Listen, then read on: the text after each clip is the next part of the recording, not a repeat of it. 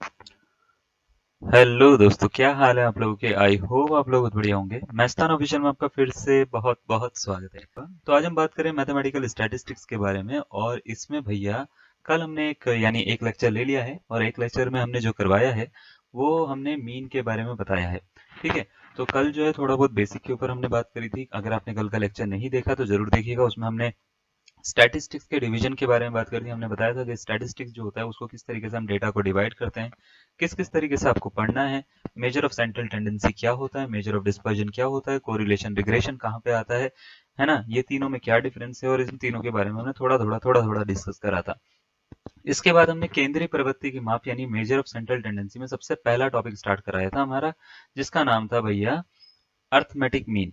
Arithmetic mean यानी माध्य। माध्य को हमने सबसे पहले स्टार्ट कराया था, और इसमें माध्य को हमने करने के तरीके बताए थे, जिसमें हमने डायरेक्ट मेथड, ठीक है, स्टेप डेविएशन मेथड और अज्यूम मीन मेथड पे इसको खत्म करा था।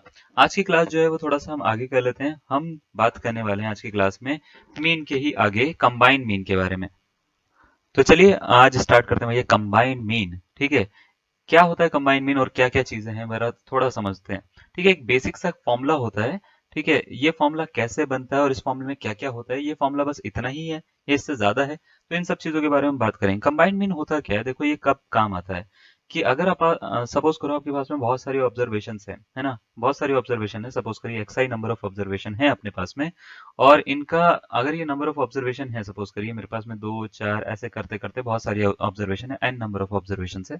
और दूसरी मेरे पास में और ऑब्जर्वेशन है, सपोज करिए कोई और, सपोज करो y1 y2 ऐसे करके बहुत सारी ऑब्जर्वेशन है ym तक। तो अगर मैं आपसे पूछता हूं भाई कि जो है इसका अगर ये ऑब्जर्वेशन है तो क्या इसका मीन निकाल सकते हैं, तो आप बोलेंगे हाँ सर। इसका माध्य यानी इसका मीन निकालना बड़ा आसान होता है। एक्स बार जो होता है वो समेशन एक्स आई अपॉन एन होता है सर। समेशन एक्स आई अपॉन एन होता है, तो आप आराम से निकाल लें, कोई दिक्कत वाली बात नहीं है सर, निकल जाएगा।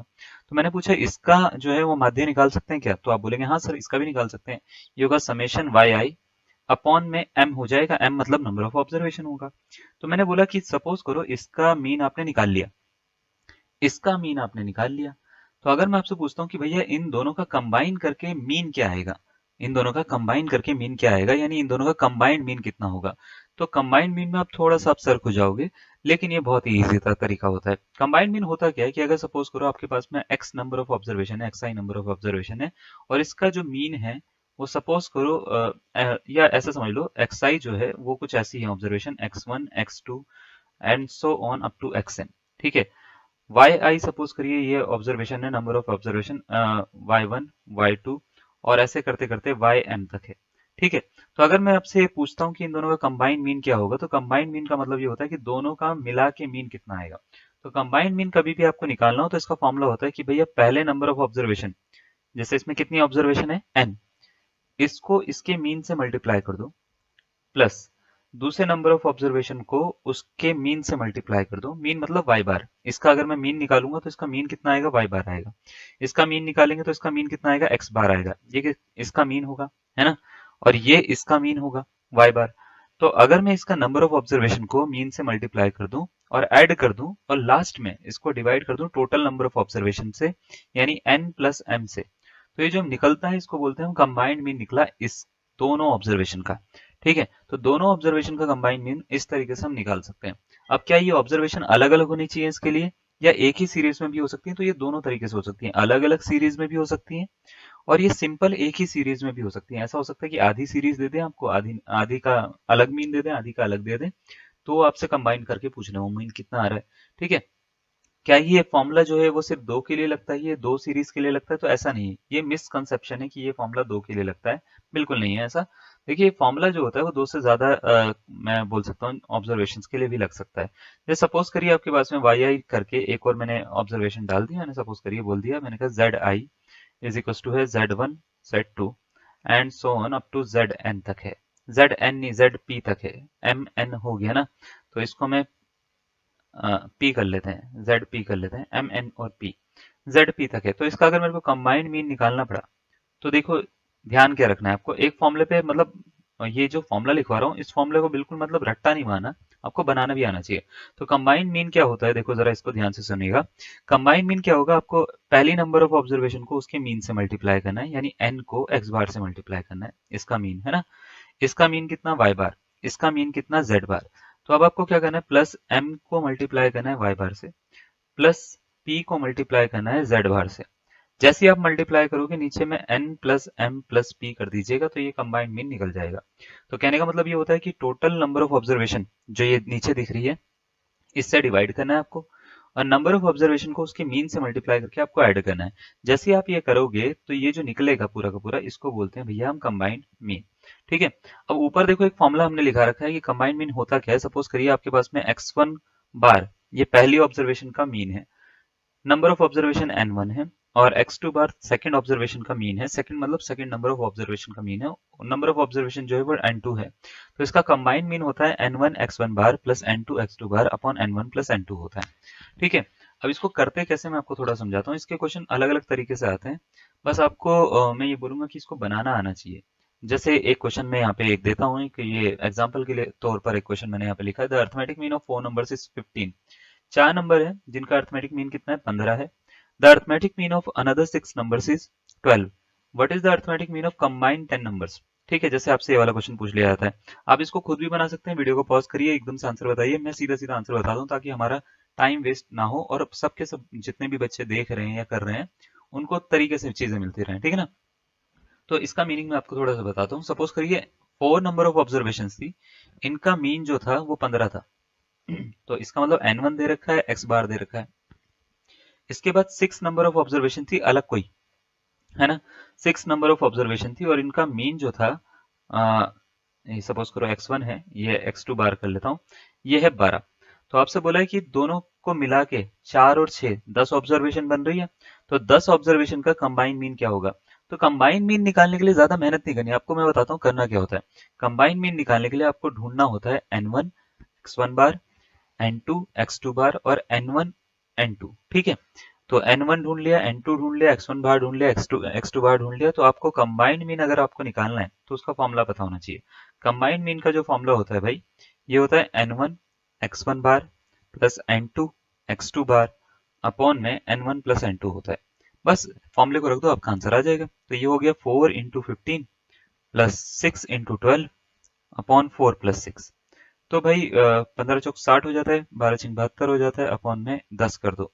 और इसको मैं लिखना चाहूँ तो मैं यहाँ पे लिख सकता हूँ इसको, ये हो जाएगा 72 और आई थिंक 2 आ गया, 7 6 13 132 अपॉन 10 आ रहा है, यानी 13.2 इसका जो आ जाएगा कंबाइंड मीन आंसर आ जाएगा। तो मीन जो निकला आपका, यानी कंबाइंड मीन जो निकला वो कितना निकलेगा 13.2। और इतना इजी होता है इसको करना, बस आपको लेकिन अगर चीजें आती होंगी तो आप आराम से बना लोगे, नहीं आती होंगी तो दिक्कत होगी। ठीक है, तो 13.2 यानी ऑप्शन नंबर सी इसका क्या हो जाएगा, करेक्ट आंसर है। क्लियर है भैया। चलिए, अगर आपको ये क्लियर है तो हम आपको एक क्वेश्चन दे सकते हैं, और क्वेश्चन जो है ना, जैसे दे रहे हैं तो उसी हिसाब से करा भी करिए। जैसे हमने आपको ये क्वेश्चन दे दिया, बोला भैया इसको ना सॉल्व करो, आंसर बताओ। ठीक है, वीडियो पॉज करिएगा, एक दिमाग में अपने आंसर रखिएगा। आपको बोल रखा the distribution X and Y with total number of observation 36 and 64 and mean 4 and 3 respectively are combined. What is the resulting what is the mean of the resulting distribution x plus y। तो आपसे बोल रखा है कि कुछ distribution है x और y, है ना, जिनकी टोटल नंबर ऑफ ऑब्जर्वेशन ये है और मीन ये है, इन दोनों को कंबाइन कर दिया गया। तो बताइए कि resulting distribution x plus Y का कंबाइंड मीन कितना होगा, आपसे ये पूछ लिया गया। तो कंबाइंड मीन पूछा है तो 4 ऑप्शन आपको दे रखे हैं, 3.26 3.36 3.32 3.42। आपसे पूछा है कि इसका कौन सा करेक्ट आंसर होगा। तो करने के लिए देखो कैसे करना है, इसको करने का तरीका बड़ा आसान होता है। आपको करना यह है, सबसे पहले तो n1 छाटना है या n2 छाटना है, x1 बार x2 बार। ठीक है, n1 जो होगा वो होगा नंबर ऑफ ऑब्जर्वेशन कितनी है भैया 36। ठीक है, n2 64, x1 बार है भैया 4 पहला वाला मीन, और x2 बार जो है वो 3 है। तो कंबाइंड मीन हमारे को निकालना है, तो कंबाइंड मीन का फॉर्मूला पता होना चाहिए। कंबाइंड मीन का फॉर्मूला होता है भैया n1 x1 bar plus n2 x2 बार, है ना, अपॉन में n1 प्लस n2 होता है। तो क्या करेंगे, n1 यानी 36 इंटू 4 प्लस 64 x2 बार कितना है भाई 3 अपॉन में n1 प्लस n2। देखो 36 और 64 ये जो है ना, इन दोनों को रख देना है, 36 प्लस 64। अब जरा बच्चे करना क्या है भैया, मल्टीप्लाई करनी है। जैसे इसकी अगर मैं मल्टीप्लाई करूंगा 36 की 4 से मल्टीप्लाई कर लो भैया, 6 चौक 24 हो जाता है, 4 3 12 13 14 144, 144 प्लस 64 की 3 से मल्टीप्लाई कर दीजिए, ठीक है, 3 चौक 12 हो जाता है भैया, 3 छिंग 18 19 192 हो जाता है भैया। इनको कर दो 36 और 64 को जोड़ दो। जैसे ही हमने जोड़ा, अब जोड़ने पर देखो ये 4 2 मिल रहा है भैया 6, ठीक है, 9 4 मिल रहा है 13, और ये मिल गया 2 और 1 2 और 1 3, ठीक है। ठीक है, तो अपॉन में 100 आ गया, तो इसका आंसर हो गया 3.36। यानी ऑप्शन नंबर अगर हम बात करें, इसका भी कौन सा आंसर आया है, सी। आई होप आपने भी यही आंसर बनाया होगा, सही बनाया होगा, है ना। अगर सही आए तो बहुत ही बढ़िया, नहीं आए तो कोई बात नहीं, ठीक है, ऐसे आप निकाल सकते हैं। समझ में आ गया।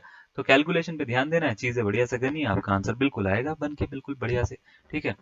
अब जैसे ही आपको कंबाइंड मीन का कॉन्सेप्ट आया, देखो कंबाइंड मीन एक्चुअल में जो है ये अलग अलग तरीके से इसके क्वेश्चन आते हैं। मैं आपको जो तरीका बताता हूँ, तो जैसे मीन के बारे में जब भी हम बात करते हैं, तो मीन जो होता है ना, मीन, इसको हम एक्स बार से डिनोट करते हैं, और इसका फॉर्मूला होता है समेशन एक्स आई अपॉन एन।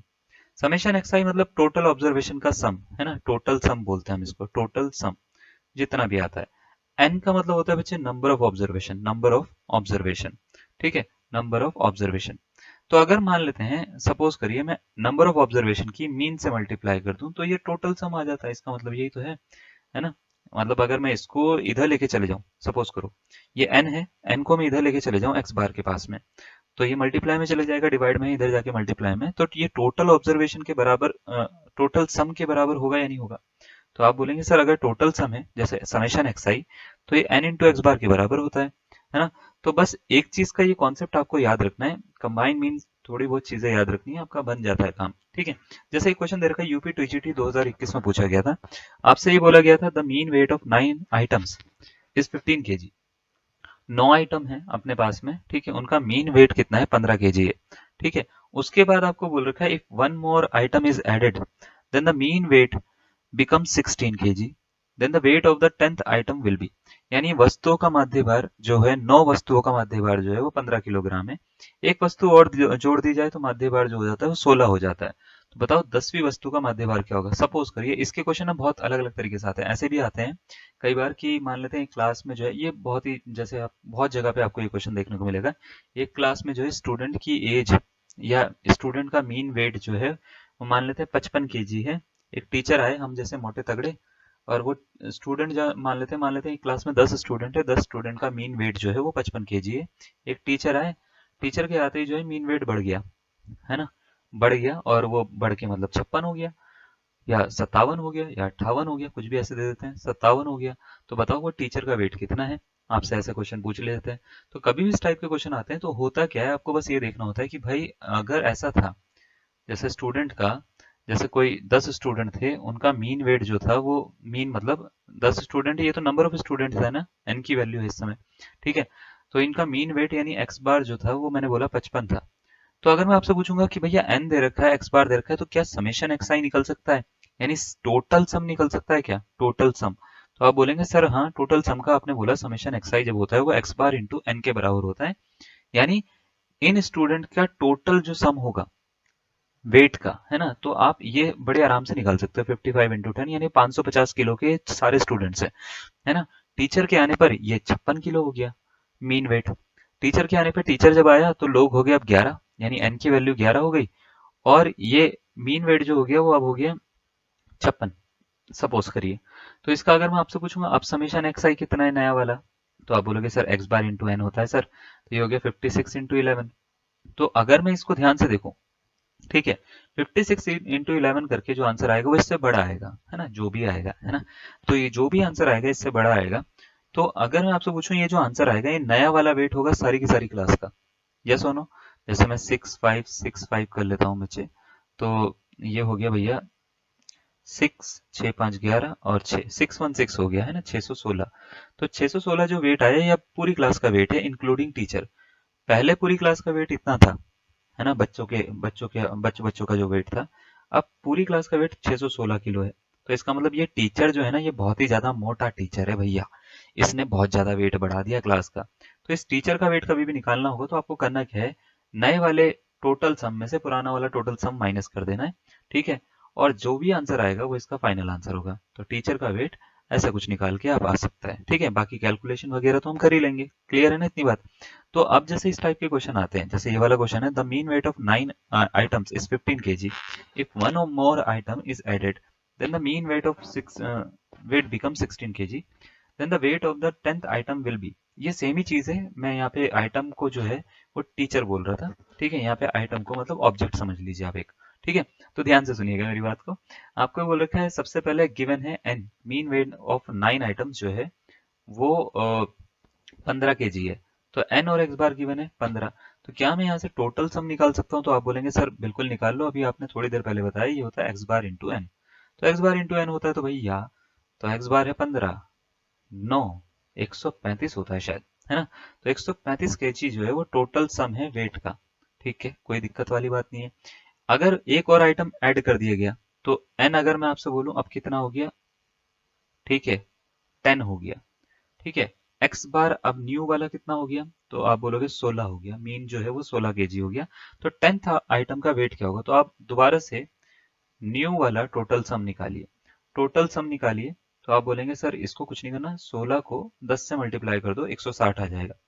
अब ये जो आया ना, अब आपसे पूछता है अगर वो कि भाई 10th आइटम का वेट बताओ, तो वेट ऑफ 10th आइटम अगर मेरे को निकालना होगा, वेट ऑफ 10th आइटम, ठीक है, आइटम, तो करना क्या है, नए वाले में से पुराना वाला घटा दो, बस आपका आंसर खत्म। नए वाले में से पुराना वाला घटाओगे तो जो आंसर मिलेगा वो आपका फाइनल आंसर होगा, यानी ऑप्शन नंबर सी। बात समझ में आ रही है मेरी? किस तरीके से हम अप्रोच करते हैं, क्या करते हैं, ये फॉर्मूला कैसे आया, ये चीजें क्यों कर रहे हैं हम, ये चीजें क्यों कर रहे हैं वो ज्यादा जरूरी है ना?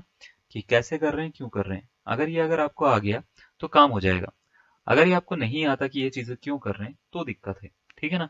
तो ये चीजें क्यों करी, फॉर्मूला कहाँ से लगाया, कैसे लगाया, क्या करा क्या नहीं करा, सब समझ में आ गया। अगर ये समझ में आ गया तो आपका भार और कम करते हैं एक भार वाली चीज के ऊपर बात करके, जिसका नाम है weighted arithmetic mean. Arithmetic mean का बहुत ही बढ़िया सा टॉपिक, वेटेड अर्थमेटिक मीन, जो बहुत कम पूछा जाता है, लेकिन फिर भी हम आपको बताएंगे क्योंकि पूछ लिया ना इन्होंने, तो आपको आना चाहिए, है ना? वेटेड अर्थमेटिक मीन क्या होता है? वेट्स एक्चुअल में होते क्या है? वेट का मतलब क्या है? भार नहीं, वेट का मतलब भार नहीं है। वेट का मतलब यहाँ पे कुछ और है। सपोज करिए यहाँ पे कुछ हमारे पास में नंबर ऑफ ऑब्जर्वेशन है, सपोज करिए x1 x2, है ना, x3, ऐसे कर करके xn तक।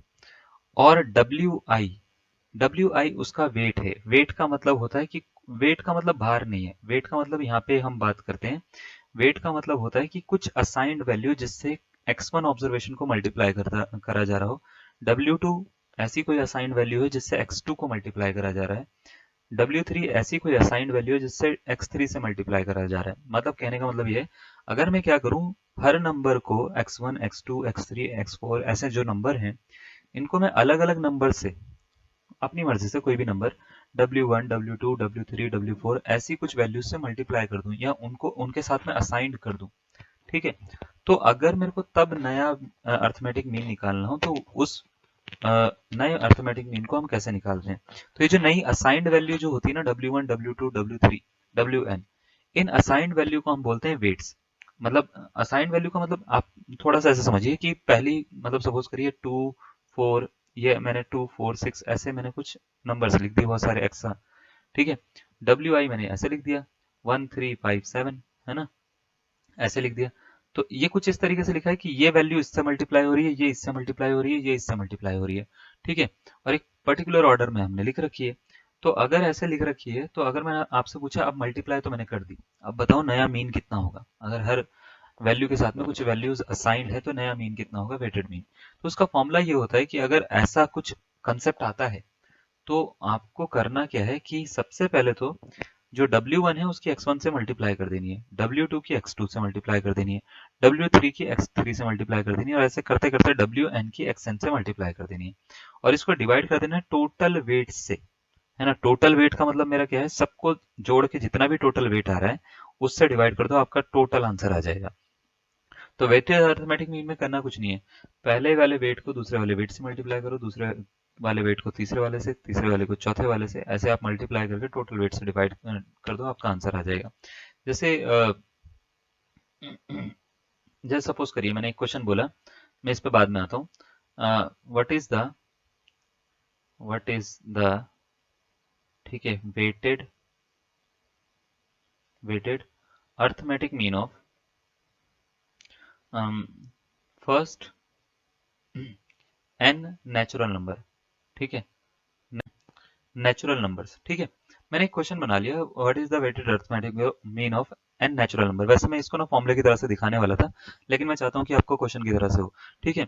आपको मैं 4 ऑप्शन भी दे सकता हूँ, लेकिन मेरा मन नहीं कर रहा अभी देने का, मैं तो सीधा सीधा इसको ना सॉल्व कर देता हूँ। तो देखिए मैं बताता हूँ क्या करना है।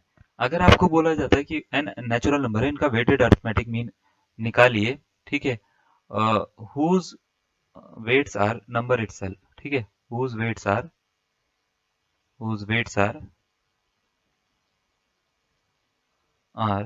द नंबर इटसेल्फ, ठीक है, इटसेल्फ, ठीक है।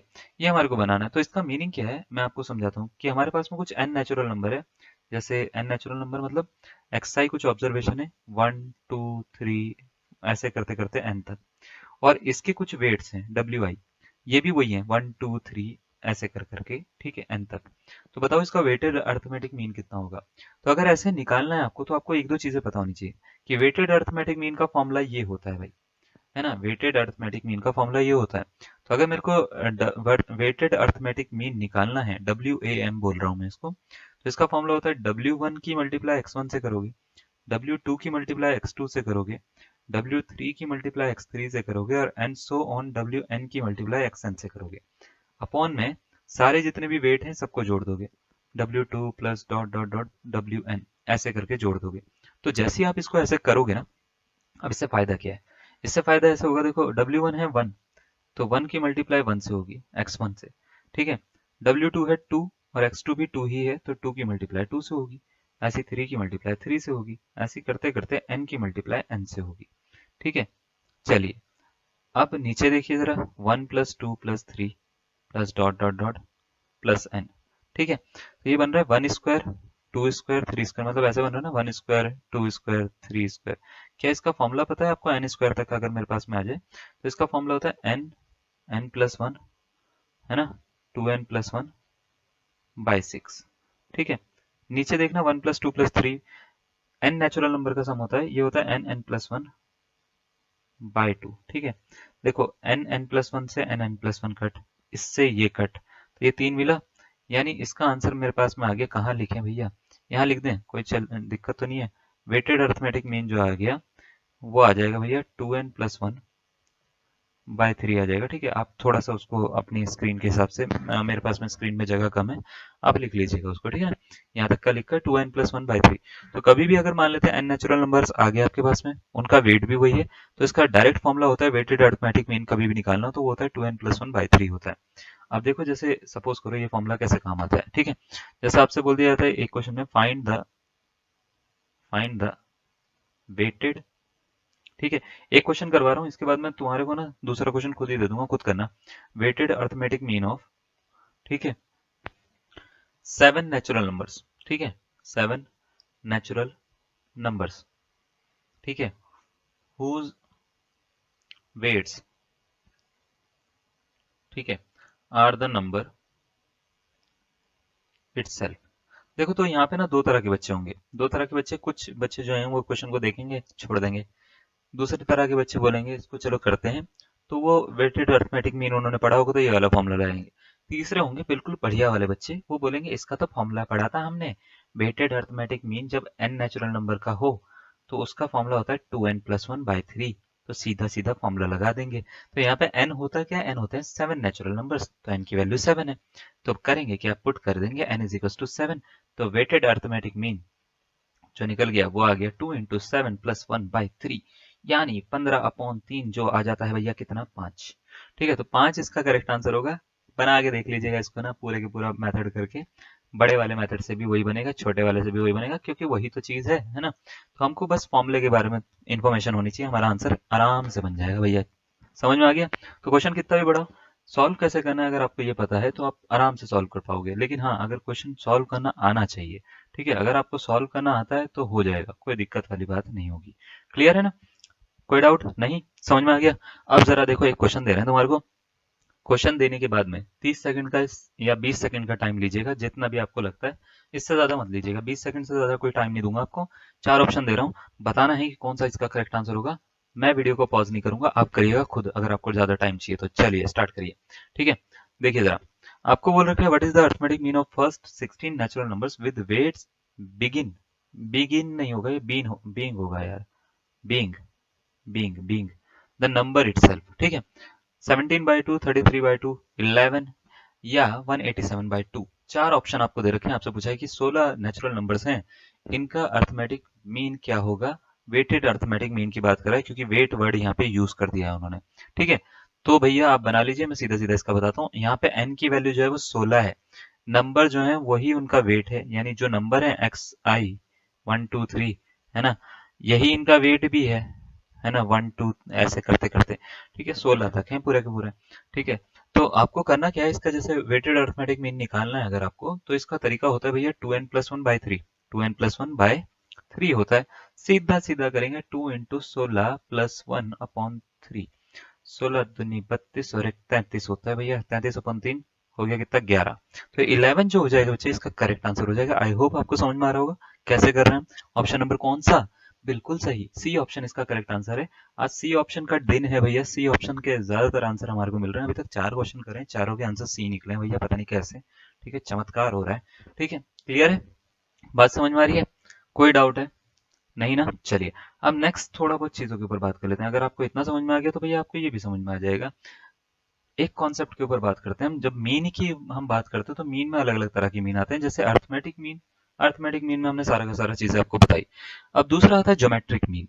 ज्योमेट्रिक मीन क्या होता है, देखो जरा, सपोज करिए अगर आपके पास में x1 x2 xn ऐसे कर करके बहुत सारी ऑब्जर्वेशन है, हमारे पास में नॉन जीरो ऑब्जर्वेशन है, then the geometric mean is denoted by GM. ठीक है, and GM is equal to होता है x1 इनटू है भैया ये x2 x3 dot dot dot xn तक आप मल्टीप्लाई करके 1/n इसकी पावर कर दीजिए। अब इसका मीनिंग क्या है, मैं थोड़ा सा एक स्क्रीन ले लेता हूँ पुरानी वाली। ठीक है, ये सपोज करिए आपके, मैंने बोला ज्योमेट्रिक मीन होता क्या है, देखो इसमें ना मैं थोड़ा समझाता हूँ। जैसे सपोज करो आपके पास में 2 ऑब्जर्वेशन है, फॉर 2 ऑब्जर्वेशंस। ठीक है, ऑब्जर्वेशंस x1 एंड x2। ठीक है, अगर आपको थोड़ा सा पुरानी यादों में लेके जाऊं तो ऑब्जर्वेशन हम पुरानी यादों में a एंड b लेते थे। तो ज्योमेट्रिक मीन का जो फॉर्मूला होता था ना, वो ऐसा होता था √AB। याद है, याद है या नहीं है, याद है ना, याद आ रहा है ना कुछ। तो आपको करना क्या है, अगर आपको 2 ऑब्जर्वेशन का ज्योमेट्रिक मीन निकालना है तो कुछ इस तरीके से निकालते हैं, जैसे आपसे बोल दिया था find the geometric mean of 2 and 32।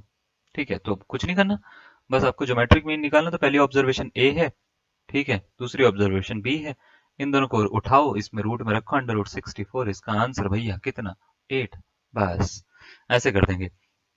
अगर आपको 3 ऑब्जर्वेशन के लिए निकालना हो, फॉर 3 ऑब्जर्वेशन, ठीक है, फॉर 3 ऑब्जर्वेशन ज्योमेट्रिक मीन निकालना हो, तो ज्योमेट्रिक मीन का जो फॉर्मूला होता है वो होता है, सपोज करिए ऑब्जर्वेशन है x1 x2 एंड x3। ठीक है, तो ज्योमेट्रिक मीन का फॉर्मूला होता है x1 into x2 into x3 की पावर कितना, 1/3। ठीक है, तो अगर आप मान लेते हैं जैसे जैसे मैं ऑब्जर्वेशन बढ़ाता रहूंगा, ज्योमेट्रिक मीन का फॉर्मूला इस तरीके से बढ़ता जाएगा। जैसे सपोज करिए मेरे को 4 ऑब्जर्वेशन के लिए निकालना है, फॉर 4 ऑब्जर्वेशन। ठीक है, फॉर 4 ऑब्जर्वेशंस।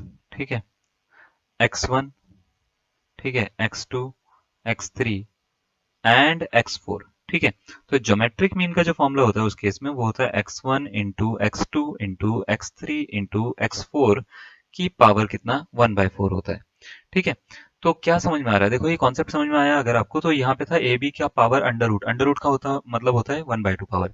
ठीक है, यहाँ पे दूसरा 3 नंबर जब थे तो पावर थी 1/3, 4 नंबर जब थे हमारे पास में तो पावर थी 1/4। तो ऐसी अगर मैं नंबर ऑफ ऑब्जर्वेशन बढ़ाता रहूं, यानी n ऑब्जर्वेशन में अगर कर दूं, तो पावर कितनी, 1/n आ जाएगी। तो यहाँ पे वही चीज लिखी है, देखो ज्योमेट्रिक मीन जो होता है x1 x2 x3 की पावर कितना, 1/n होती है, xn की पावर 1/n होती है। याद रखिएगा सारे के सारे मल्टीप्लाई में होते हैं। ठीक है, वहां पे कॉमा दिख रहा है, इसका मतलब भड़क मत जाना या बहक मत जाना कि हाँ कॉमा देखकर एकदम से कॉमा, ठीक है, दिमाग को कॉमा में नहीं पहुंचाना। समझ में आ रही है ना बात, क्लियर है, कोई डाउट नहीं ना। चलिए अब जरा ध्यान से सुनिएगा मेरी बात।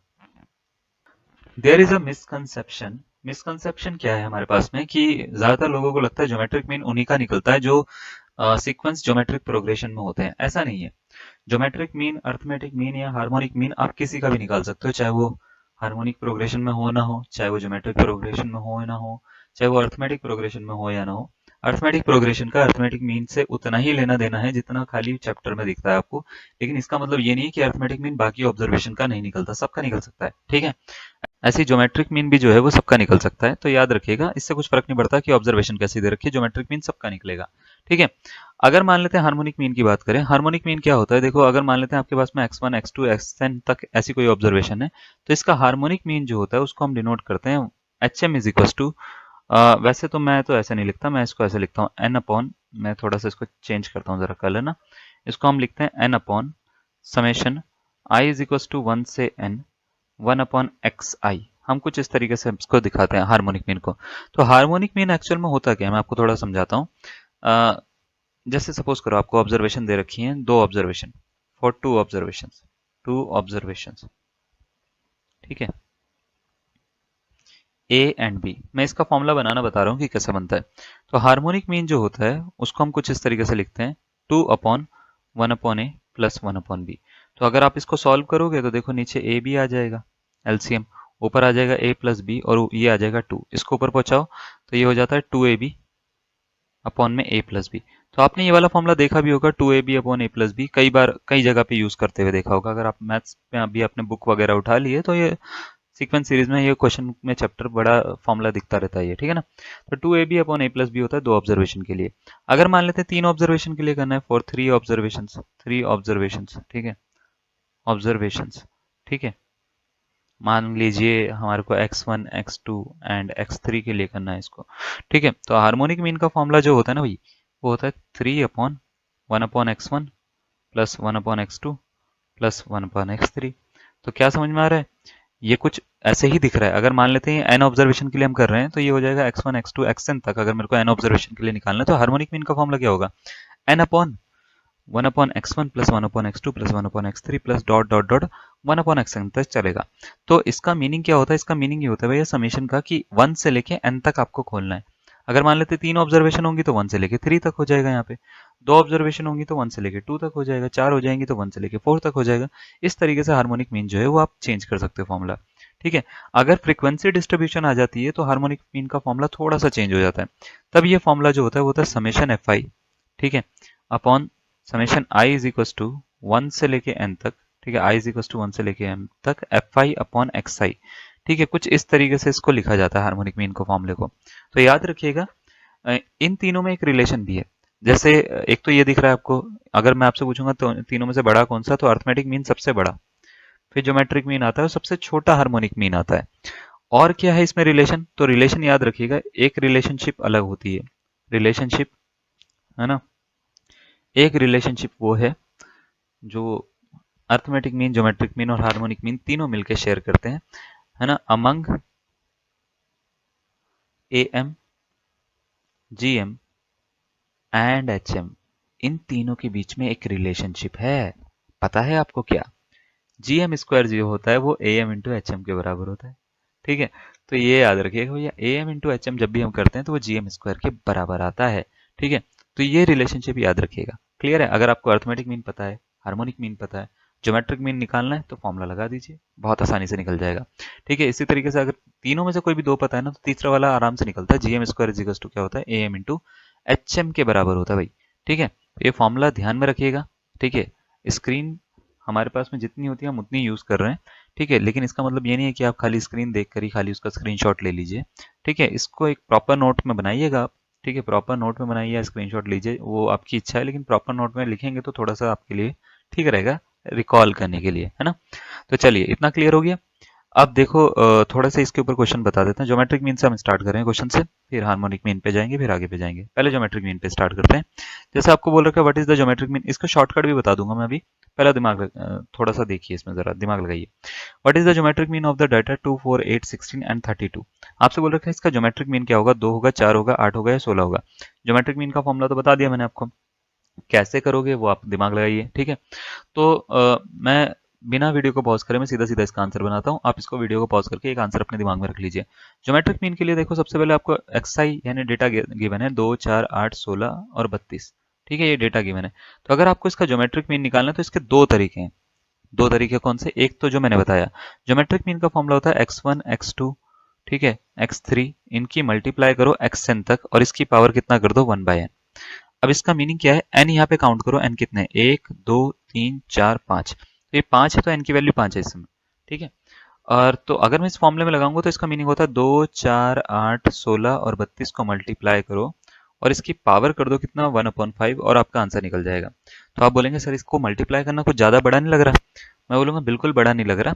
क्यों? क्योंकि आप जो है मल्टीप्लाई अगर करते हो तो आप अपना टाइम वेस्ट कर रहे हो, ठीक है। मैं बताता हूँ क्यों। देखिए इसको हम ऐसे लिख सकते हैं, 2 2 का स्क्वायर 2 का क्यूब 2 की पावर 4 होता है 16, 2 की पावर 5 होता है 32, ठीक है। हम ऐसे लिख लेते हैं, इसको 2 की पावर 1 लिख लो, 2 को, है ना, 1/5। मल्टीप्लाई करने पे पावर क्या होती है, जुड़ती है घटती है, क्या होता है, तो आप बोलेंगे सर जुड़ती है। तो 2 की पावर 1 2 3 3 3 6 6 4 10 5 15, 2 की पावर 15 होगी, इसकी पावर होगी 1/5। चलिए 5 से 15 काटिए, 3 बारी में कटेगा, ये हो गया 2 की पावर 3 यानी 8 इसका आंसर, यानी ऑप्शन नंबर सी सुनहरा सा आंसर हमारा आ चुका है, ये इसका करेक्ट आंसर है। बात समझ में आई है कैसे निकाला। देखो ये है बेसिक फॉर्मूला इसको करने का। अब बात मैंने बोली कि इसको करने के दो तरीके बताऊंगा मैं आपको, तो शॉर्ट ट्रिक भी बताऊंगा, लेकिन याद रखिएगा शॉर्ट ट्रिक कहीं कहीं लगती है, हर जगह नहीं लगती। तो एक चीज आपको क्लियरिटी होनी चाहिए भैया, शॉर्ट ट्रिक अगर मैं बता रहा हूँ तो आपको लगानी कब है ना, ऐसा नहीं कि हर जगह लगा दो। तो ज्योमेट्रिक मीन में शॉर्ट ट्रिक क्या कहती है, जरा ध्यान से सुनिएगा। ट्रिक क्या कहती है भैया, ट्रिक ये कहती है कि अगर, ठीक है, if x1 x2 x3 dot dot dot xn are in GP, are in GP, ये अगर किस में है, जीपी में है, ठीक है। जीपी का मतलब क्या होता है, सबसे पहले तो ये समझिएगा। जैसे सपोज करिए जीपी ज्योमेट्रिक प्रोग्रेशन को बोलते हैं हम, गुणोत्तर श्रेणी को, ठीक है। अगर मान लेते हैं कुछ नंबर्स या कुछ जो ऑब्जर्वेशन है वो जीपी में है, तो इसका मतलब ये होता है उनका रेशो कॉमन होता है या रेशो सेम होता है। अब इसका मीनिंग क्या है भैया, क्या कॉमन रेशो क्या रेशो सेम। जैसे सपोज करिए 3 9 27 81, ठीक है। मैंने ये बोला कि भैया ये जो टर्म्स है ये जीपी में है एपी में है, क्या है, तो आपको करना क्या है, देखो इनको ना 9 को 3 से डिवाइड करना जरा, तो आप बोलोगे 9 को 3 से डिवाइड करेंगे सर 3 आ जाएगा। 27 को 9 से डिवाइड करना, तो आप बोलेंगे सर 3 आएगा। 81 को 27 से डिवाइड करिएगा, तो आप बोलेंगे सर 3 आएगा। तो हो क्या रहा है, देखो जीपी एक्चुअल में होता क्या है, ऐसा सीक्वेंस जब मैं पीछे वाली सक्सीडिंग टर्म बोलते हैं हम इसको, ये वाली आगे वाली, सॉरी, आगे वाली टर्म को पीछे वाली टर्म से अगर मैं डिवाइड करूं, यानी प्रीसीडिंग टर्म से अगर मैं डिवाइड करूं, और प्रीसीडिंग और सक्सीडिंग टर्म का रेशो, रेशो मतलब डिवीजन पार्ट, ठीक है, ऑलवेज सेम आए, तो ऐसी प्रोग्रेशन को ज्योमेट्रिक प्रोग्रेशन बोल दिया जाता है। जैसे 2 4 8 16, देखो 2 दूनी 4 4 दूनी 8 8 दूनी 16, क्या ये सेम नंबर से मल्टीप्लाई या डिवाइड हो पा रहे हैं, तो आप बोलेंगे हाँ सर ऐसा हो रहा है। अगर ऐसा होता है तो ऐसी प्रोग्रेशन को हम बोलते हैं ज्योमेट्रिक प्रोग्रेशन। अब मान लेते हैं अगर कोई नंबर जो है वो ज्योमेट्रिक प्रोग्रेशन यानी जीपी में है, तो जीपी में है तो इनका ज्योमेट्रिक मीन जो होता है, ठीक है, ज्योमेट्रिक मीन जो होता है वो होता है अंडर रूट में पहला वाला नंबर इंटू लास्ट वाला नंबर, यानी पहला वाला लास्ट वाला, इन दोनों को मल्टीप्लाई करो, आपका रूट निकालो, आंसर आ जाएगा। जैसे सपोज करिए इसका सॉल्यूशन हमारे को निकालना था, आपको क्या गिवन था, x1 xi is equal to given था 2 4 8 16 32, और इसको देखने में ज्यादा मेहनत नहीं लगेगी। देखो 2 दूनी 4 4 दूनी 8 8 दूनी 16 16 दूनी 32 है जीपी में, तो आप बोलेंगे हाँ सर है। तो इसका ज्योमेट्रिक मीन निकालना है, तो भैया 2 को उठाओ पहले वाले को, 32 को उठाओ लास्ट वाले को, ठीक है, 64 बनेगा, रूट कर दो 8 इसका आंसर, ठीक है। लेकिन याद रखिएगा ये फॉर्मूला तब काम करेगा जब ये जीपी में होंगे, अगर ये जीपी में नहीं है तो ज्योमेट्रिक मीन ऐसे नहीं निकलेगा, फिर पहले वाली तरीके से निकलेगा, आपको सबको मल्टीप्लाई करना है, पावर 1/n करनी है, तब 1/n करनी है, तब जाके आपका आंसर निकलेगा। ऐसा नहीं कि कहीं पे भी कोई भी फॉर्मूला लगा देंगे आप, ठीक है। तो अगर मेरे को मतलब फॉर्मूला लगाना है तो फॉर्मूला इस तरीके से लगाना है, क्लियर है। चलिए अब जैसे मान लेते हैं मैंने आपको बोल दिया find the geometric mean of, find the geometric mean of मैंने बोल दिया 3 9 27 81 243, ठीक है, ऐसे हमने बोल दिया भैया इसका ज्योमेट्रिक मीन निकाल दो। तो ज्योमेट्रिक मीन निकालना है तो देखो कैसे निकालेंगे, ज्योमेट्रिक मीन के लिए 3 3 9 9 3 27 27 3 81 81 3 243, क्या ये जीपी बना रहे हैं, तो आप बोलेंगे बिल्कुल बना रहे हैं सर, है ना। अगर ये बना रहे हैं, और थोड़ा सा और आगे चला लेते हैं इसको 729 तक कर लेते हैं, अगर ये बना रहे हैं, ठीक है, तो इसका ज्योमेट्रिक मीन होगा पहला और या छोड़ो 729 इतने तक ही कर लेते हैं, है ना, हटाओ, कैलकुलेशन क्यों बढ़ानी अपनी, ठीक है। तो अगर हमारे को इसका ज्योमेट्रिक मीन निकालना होगा, तो ज्योमेट्रिक मीन निकालने के लिए आपको करना क्या है, ज्योमेट्रिक मीन के लिए पहला वाला नंबर इसकी लास्ट वाले नंबर से मल्टीप्लाई करिए और इसका रूट निकाल दीजिए 729 का। अगर आपको रूट पता है तो अच्छी बात है, और अगर आप मेरे जैसे हो जिसको रूट नहीं पता तो फिर आप जो है वो थोड़ा सा दिमाग लगाइए। दिमाग ये कहता है कि 3 की पावर 1 होता है, 3 की पावर 5 होता है। ठीक है, तो ये हो गया 3 की पावर 6 और इसकी पावर है 1/2। काट दो इसको। ठीक है, तो ये हो गया 3 3 होती है 27, यानी 27 का रूट जो होता है वो 729 होता है। 729 का जो वो 27 होता है। क्लियर है ना? बात समझ में आ रही है? चलो बहुत अच्छी बात है। चलिए इसी खुशखबरी में आपसे जो है एक क्वेश्चन दिलवा देते हैं हम, केवीएस टीजीटी का करवा देते हैं 2017 का दिसंबर का। आपसे बोला है find the geometric mean of ओ ओ ओ ओ। ये तो हमारा एग्जांपल ही हो गया। ठीक है, ओके, ऑप्शन नंबर 20 का करेक्ट आंसर होगा ना? ठीक है, हमने गलती से मिस्टेक में एक क्वेश्चन सॉल्व कर दिया केवीएस टीजीटी का। ठीक है, कोई बात नहीं। आप इसी के जैसा ना कोई और एग्जांपल ले लीजिएगा किसी और मल्टीपल में। जैसे सपोज करिए मैंने एक दे दिया find the geometric mean of, find the geometric mean of, suppose करो 5, 25, 125, 625। 625 के बाद में हम आ जाते हैं भैया 3125, है ना? बस इतना काफी है। तो अगर मेरे को मान लेते हैं इसका ज्योमेट्रिक मीन निकालना, तो कैसे निकलेगा? तो आप बोलेंगे सर बड़ा आसान है। ज्योमेट्रिक मीन के लिए ये जो है ज्योमेट्रिक प्रोग्रेशन में, तो 5 को उठाओ, 3125 को उठाओ, 3125 इंटू 5 होता है 15625। ठीक है, नहीं पता है आपको तो कोई दिक्कत वाली बात नहीं है। हम तो ऐसे करेंगे इसको, अगर नहीं पता तो 5 की पावर 1 है, ये 5 की पावर 5 है ना? तो टोटल हो गया 5 की पावर 6, इसकी पावर है 1/2, हो गया 3, 5 का क्यूब यानी 125 इसका आंसर। ठीक है, इस तरीके से आप जो है किसी भी चीज का ज्योमेट्रिक मीन निकाल सकते हो। क्या हर बार ज्योमेट्रिक मीन बिना रूट के आएगा? ऐसा कुछ नहीं है, रूट में भी आ सकता है, डिपेंड करता है। वो तो मैंने आसान तरीके से 1 2 3 4 5 बनाए हैं ताकि वो छठे वाले पावर से मल्टीप्लाई होकर उसका रूट कट जाए। ठीक है, तो काफी सारे क्वेश्चन ऐसे आते हैं जिसके पॉइंट में भी आंसर आते हैं, तो उसको रूट निकालना पड़ता है आपको, अप्रोक्सीमेट वैल्यू पे निकाल लीजिएगा आप। चलिए अगर आपको ये क्लियर हो गया तो तीसरी टॉपिक आ जाता है बच्चे हार्मोनिक मीन। ठीक है, हार्मोनिक मीन। हार्मोनिक मीन इसको हम हरात्मक माध्य बोल देते हैं भैया। हरात्मक ऐसा कुछ होता है भैया। ठीक है, हरात्मक माध्य। ठीक है, हो सकता है मेरी हिंदी थोड़ी सी ज्यादा अच्छी ना हो, हरात्मक का लिखा ना जा रहा हो, लेकिन हरात्मक ही बोलते हैं उसको हम। ठीक है, हरात्मक माध्य क्या होता है हार्मोनिक मीन? देखो अगर मान लेते हैं दो ऑब्जर्वेशन के लिए निकालना हो, है ना, फॉर टू ऑब्जर्वेशन अभी बताया था मैंने, तो ये होता है 2ab upon a plus B. ठीक है, दो से ज्यादा के लिए होंगी तो उसके लिए फॉर्मूला फिर वही है। ठीक है, एच एम का जो फॉर्मूला होता है वो होता है n upon summation i is equal to 1 से n, i is equal to 1 से n। ठीक है, 1 अपॉन एक्स आई, बस इसको करना आपका आंसर आ जाएगा। दोनों फॉर्मूला इंपॉर्टेंट है, ये ज्यादा इंपॉर्टेंट है क्योंकि ये बेसिक फॉर्मूला है। ये दो के लिए लगेगा और उसके बाद कई जगह पे शॉर्टकट पे लगेगा। चलिए, जैसे एक क्वेश्चन आपको दे रखा है, आपसे बोला गया find the harmonic mean of these numbers. आपसे बोला इन नंबर का हार्मोनिक मीन निकालिए 1/2, 1/3, 1/4, 1/17 तक। ठीक है, 19 अपॉन 2 आएगा, 2 अपॉन 16 आएगा, 2 अपॉन 19 आएगा, या 19 अपॉन 16 आएगा, आपसे पूछ लिया गया, यानी option number A B C या डी में से कौन सा करेक्ट है। तो मैं क्या कर रहा हूं, मैं आपको दे रहा हूं भैया कुछ सेकंड, मैं आपको दे देता हूं, सपोज करो 30 सेकंड। 30 सेकंड बहुत ज्यादा है, मोर देन इनफ है आपके लिए। बनाइए इसको। ठीक है, और आंसर बताइए हमारे को। ठीक है, तो बनाइए और आंसर बताइए। अगर आप कर सकते हैं तो बहुत अच्छी बात है, नहीं कर सकते तो थोड़ी सी दिक्कत हो जाएगी, है ना? चलिए मैं स्टार्ट कर लेता हूँ इसका सॉल्यूशन। एक्सआई दे रखा है आपको, क्या दे रखा है? 1/2, 1/3, 1/4, एक एक का गैप है, अगर आप देख पा रहे हो तो नीचे वाले में ना 1/17। ठीक है, तो इसका हमारे को हार्मोनिक मीन निकालना है। हार्मोनिक मीन निकालने के लिए देखो फॉर्मूला क्या होता है, फॉर्मूला होता है समेशन क्या, वन एन अपॉन 1/xi होता है ना? तो देखो ऐसा, एच एम का जो फॉर्मूला होता है वो होता है summation I is equal to 1 से n, 1/xi, और ये n आ जाता है ऊपर, है ना? तो n का मतलब होता है टोटल नंबर ऑफ ऑब्जर्वेशन कितनी यूज हुई है, पहले ये बताओ कितनी है भैया इसमें? क्या कह रहे हो, 17? भैया 16 है ना? 16 इसलिए है क्योंकि एक से स्टार्ट नहीं हुआ ये नंबर, दो से स्टार्ट हो रहा है ना, 2 3 4 5 6, तो दो से स्टार्ट हो रहा था, एक ऑब्जर्वेशन कम है ना, तो n की वैल्यू 16 है। ठीक है, अब 16 है तो भैया ठीक है, कोई दिक्कत वाली बात नहीं है। अब 16 यहाँ पे लिख दिया हमने।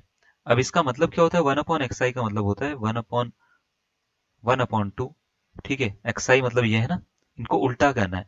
ठीक है, तो उल्टा करेंगे तो 1/2 मतलब इसका उल्टा करेंगे 1/2 का, तो 2 हो जाएगा, ये 3 हो जाएगा, ये 4 हो जाएगा। ऐसे करते करते 17 तक जोड़ दो। ठीक है, 17 तक अब कैसे जोड़ें? तो इसको जोड़ने का देखो बहुत अच्छा तरीका होता है, मैं आपको बताता हूँ। आपने ये वाला फॉर्मूला पढ़ा है, S n is equal to n by two a plus a n, AP वाला फॉर्मूला है ना। अगर आपको sum of n terms of n AP निकालना हो तो इसका फॉर्मूला ये होता है। तो आप ऐसे तो नहीं जोड़ पाओगे, ऐसे जोड़ने में टाइम ज्यादा लगेगा। तो इसमें एन की वैल्यू बतानी चाहिए, कितनी टर्म्स यूज हो रही है, तो 16 हो रही है, तो 16/2, ठीक है। ए 2 प्लस ए एन 17, ऐसे करो आपका आंसर आ जाएगा। तो भैया 16 से 16 कट गया, ठीक है, 2 नहीं काट रहा हूँ मैं। और ये आ रहा है 1/2, और ये आ रहा है 17 18 19 19 आ रहा है, इसको ऊपर पहुंचा दो। तो ये हो गया भैया 2/19, यानी ऑप्शन नंबर बी इसका करेक्ट आंसर हो जाएगा, ठीक है। बी वाला ऑप्शन इसका करेक्ट है भैया, ठीक है। तो अगर आप मान लेते हैं बेसिक से कर रहे हैं तो कुछ इस तरीके से करेंगे। अब बात आती है जिस चीज का आप इंतजार कर रहे हो, जिस चीज का आप वेट कर रहे हो, ठीक है। आई होप आपने जो 30 सेकंड में आंसर दिया होगा यही दिया होगा। जिस चीज का आप वेट कर रहे हो वो आप वेट कर रहे हो ट्रिक का। सर ट्रिक बताओ, ट्रिक बताओ, तो लो ट्रिक भी बता देते हैं भैया, है ना। ट्रिक्स क्या है, देखो मैं आपको बताता हूँ। इफ x1 या x1 x2, ठीक है, xn आर इन HP, ये अगर HP में है, HP मतलब हिमाचल प्रदेश नहीं, HP मतलब हार्मोनिक प्रोग्रेशन, ठीक है। देन हार्मोनिक मीन का जो फॉर्मूला होता है वो होता है 2AB upon A plus B. ये कहीं पे भी लगाओ आपका आंसर निकल जाएगा। अब इसका मीनिंग क्या है, सबसे पहले इसको करने के लिए आपको HP पता होना चाहिए। HP होता है AP का, मतलब एक तरह से सपोज करो AP का उल्टा होता है। जैसे सपोज करो 1/2 1/4 1/6, ना तो ये GP है ना तो ये AP है ना। अगर ऐसी कोई सीक्वेंस है जिसको मैं उल्टा कर दूं, उल्टा मतलब 1/2 का उल्टा कर दूं, जैसे 1/2 का उल्टा क्या होता है 2/1, है ना। ये 4/1 हो जाएगा, ये 6/1 हो जाएगा। ऐसी अगर मैं कुछ सीक्वेंस बना पाऊं तो ये सीक्वेंस एक्चुअल में उल्टा होके क्या बना रहा है, एपी बना रहा है, अगर आप देख पा रहे हो तो। जैसे 2 और 4 का गैप कितना 2, 6 और 4 का गैप कितना 2। तो अगर ऐसा कोई सीक्वेंस है जिसको हमने उल्टा जैसी करा, उल्टा मतलब रेसिप्रोकल जैसी करा, और वो एपी बन गया, तो ऐसा सीक्वेंस को हम बोलते हैं एचपी। अगर कुछ टर्म्स एचपी में हैं तो जो हार्मोनिक मीन का फॉर्मूला होता है वो 2AB upon A plus B भी यूज कर सकते हो आप। यानी जैसे अगर मैं इसको उल्टा करता हूँ तो 2 आएगा, इसको उल्टा करूंगा तो 3 आएगा, फिर नेक्स्ट वाले को 4 आएगा, ऐसे करते करते 17 आएगा। क्या इनका गैप सेम है, तो आप बोलोगे हाँ सर एक एक का गैप है। तो ये एपी बना रहे हैं, यानी इसको उल्टा जैसे ही करता हूँ मैं तो ये क्या बना रहे हैं, एपी। अगर ये एपी बना रहे हैं तो इसका मतलब ये है ना, एपी है ना, ये 2 3 सारा का सारा है ना। तो इसका मतलब अगर उल्टा करके एपी बना रहे हैं तो ये पूरी प्रोग्रेशन जो होती है ये हार्मोनिक प्रोग्रेशन कहलाती है। हार्मोनिक प्रोग्रेशन ऐसी प्रोग्रेशन होती है जिसको उल्टा करते हो तो आप एपी बन जाती है, बस सीधा सा है। रेसिप्रोकल करोगे टर्म्स को तो एपी बन जाएगी। तो हार्मोनिक प्रोग्रेशन बना रही है 1/2 1/3 ऐसे करते करते 1/17 तक। तो अगर आपको इसका हार्मोनिक मीन निकालना है, ठीक है, हार्मोनिक मीन निकालना है इसका, तो इसका हार्मोनिक मीन कैसे निकालते हैं, वो होता है 2AB upon A plus B. बात ये आती है sir what is A what is B, है ना। So A and B are the first and the last terms, ठीक है। A जो है फर्स्ट टर्म है and B is the last term, ठीक है। लास्ट टर्म यानी 1/17, फर्स्ट टर्म इज 1/2। तो आपको करना कुछ नहीं, 2 इंटू 1/2 करना, इंटू 1/17 कर लेना, अपॉन में 1/2 प्लस 1/17 कर लेना, ठीक है। तो भैया ये हो गया 2/17 दूनी 34 हो गया। नीचे कितना आ जाएगा, 17 दूनी 34, 17 18 19 19 ही आ जाएगा, काट दो 34 से 34, 2/19 इसका आंसर आ गया, ठीक है। इस तरीके से आप इसको क्या कर सकते हैं, सॉल्व कर सकते हैं। क्लियर हो रही है बात है ना। चलिए अच्छी बात है, ठीक है। एक लास्ट क्वेश्चन एक और दे देते हैं हम आपको, ताकि आप जो है इसको कर पाए। मैंने आपको बोला देखो शॉर्ट ट्रिक तब लगाना जब लगेगा कि लगने लायक है ना। हार्मोनिक मीन में होना जरूरी है ना। हार्मोनिक प्रोग्रेशन होने में होना जरूरी है 2AB upon A plus B करने के लिए। अगर नहीं है तो मत करिएगा, ठीक है। फिर ये फॉर्मूला जो है बस 2 टर्म के लिए लगेगा, वरना नहीं लगेगा 2 से ऊपर, ठीक है। क्लियर है। अब जरा इसको ध्यान से देखो। जैसे देखो अगर सपोज करो ये वाला फॉर्मूला, ये वाला जो क्वेश्चन है, मैं ट्रिक पढ़ के जाऊं, है ना, तो मैं बोलूंगा ये तो पहली टर्म तो सर A है, A is equal to 3। Last term sir ji B है, B इज इक्वल टू -6। अगर हमारे को हार्मोनिक मीन आपसे आपने पूछा है तो वो होता है 2AB upon A plus B sir. यानी हम बोलेंगे सर 2 इंटू 3 इंटू -6 अपॉन में 3 - 6। अरे सर जी ये क्या हो गया, 2 इंटू 3 इंटू -6, है ना, अपॉन में -3 आ रहा है, और ये कट के -12 आंसर आ रहा है, और ये तो ऑप्शन में ही नहीं है। -12 या +12 जो भी है, +12 सर ये तो ऑप्शन में ही नहीं है। तो ये इसलिए ऑप्शन में नहीं है क्योंकि हमने जो ये बताया है ट्रिक के हिसाब से, ये HP होना चाहिए। क्या ये HP है? तो आप बोलेंगे सर इसमें गैप जो है इसको मैं उल्टा करता हूँ, 1/3, 1/6 और 1/6 माइनस का, ये गैप तो सेम है ही नहीं, ये तो देख के पता लग रहा है इनको माइनस करूंगा तो मैं 0 हो जाएगा, लेकिन इनको माइनस करके 0 नहीं होगा, तो गैप सेम नहीं है। तो अगर मेरे को आप सॉल्व करना पड़ा इसको, तो मैं इसको जब भी सॉल्व करूंगा तो सॉल्व करने में मेरे को क्या क्या चीजें याद रखनी है। इसका सॉल्यूशन, ये चार ऑप्शन आपको दे रखे हैं, 0 दे रखा है, इन्फिनिटी, -1/2, -3, चारों में से एक करेक्ट आंसर है ना। तो इसका, तो मुझे करना क्या है, मुझे करना ये है, सॉल्यूशन करने के लिए मैं सबसे पहले एक्स आई लिखूंगा, ये है 3 -6 -6, क्लियर है। एक्स आई लिखने के बाद में अब मेरा काम क्या होगा, मैं हार्मोनिक मीन का फॉर्मूला लगाऊंगा। एन कितना है यहाँ पे, 3 नंबर ऑफ टर्म्स है ना, ठीक है। तो ये होता है N upon summation I is equal to 1 से एन 1/xi। तो इसका मतलब क्या होता है, 3/1/x1 प्लस 1/x2, है ना, प्लस 1/x3। अब जैसे ही ये करेंगे तो भैया ये हो गया 3/1/x1 यानी 1/3, -1/6 -1/6। चलिए भैया इतनी कैलकुलेशन सब कर सकते हैं, 1/3 माइनस 1/6 1/6 2/6 हो गया। लो भैया 1/3 होता है, ठीक है। तो ये आ गया 3/1/3 -1/3, ये हो गया 3/0 यानी इन्फिनिटी, इसका आंसर ऑप्शन नंबर बी। तो बी इसका करेक्ट आंसर हो जाएगा। बात समझ में आ रही है? इतना आसान है इसको करना, ठीक है, ज़्यादा टफ नहीं है। हाँ मैंने थोड़ा बहुत इधर उधर लिख दिया है, उसको थोड़ा सा साफ सुथरा करके आप अपने हिसाब से लिख देगा, या मैं लिख देता हूँ, ठीक है। इतना आप कर लीजिए। समझ में आ रही है बातें, कैसे हमने करा, क्या करा, क्यों करा, है ना, सब चीज़ें आपको क्लियर होनी चाहिए। तो अगर आपको ये चीज़ें क्लियर हो जाएंगी तो आपको चीज़ें करने में आसानी होंगी, ठीक है। तो जैसे ही आप इसको करोगे ना, तो आपका आंसर बड़ा आराम से और बड़ा ही सुलझा हुआ आंसर बनेगा। क्लियर है इतना? चलिए, अर्थमेटिक मीन का हमने लगभग पोर्शन जो है वो कंप्लीट कर लिया। Arithmetic mean, measure of central tendency में दूसरा आता है मॉड, ठीक है। तो मॉड के ऊपर हम नेक्स्ट क्लास में बात करने वाले हैं, और मीडियन के ऊपर भी। मीडियन के बाद में आपको क्वार्टाइल के बारे में बताएंगे। अभी आपको बिल्कुल मतलब आपको सब कुछ देखा देखा सही लगेगा कुछ क्लासेस तक, लेकिन उसके बाद में जैसे हम जैसे ही क्वार्टाइल पे पहुंचेंगे आपकी थोड़ी बहुत चीजें जो है वो चेंज होंगी, आपको ऐसा लगेगा कि हाँ कुछ नया पढ़ने को मिल रहा है। तो बहुत अच्छी अच्छी क्लासेस आपको मिलने वाली है। आई होप ये क्लास बढ़िया लगी होगी आपको। नीचे कमेंट जरूर करके बताइएगा क्लास कैसी लगी कैसी नहीं लगी, है ना। चलिए आज के लिए इतना ही करते हैं, धन्यवाद।